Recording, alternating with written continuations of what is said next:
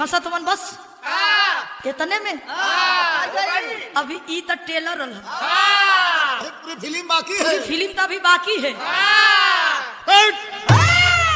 ना सिंगार ना पतार लागो तारू जान मार मैडम ताहर कजरा कटोर देती मोहिनी बीमार मैं हरे करियवा ना पतार लागो तारू जान मार मैडम ताहर कजरा कटोर देती मोहिनी बीमार मैडम तो बोला कैसे तू बाबा जी और पूजा भजिल मैडम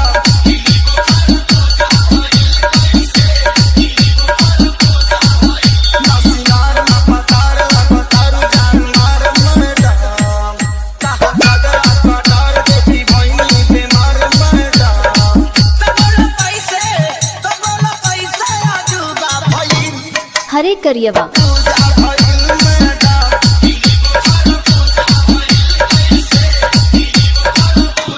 रिंकू भैया एक गजल का लाइन लगल, अरे जरा ध्यान से सुनिएगा।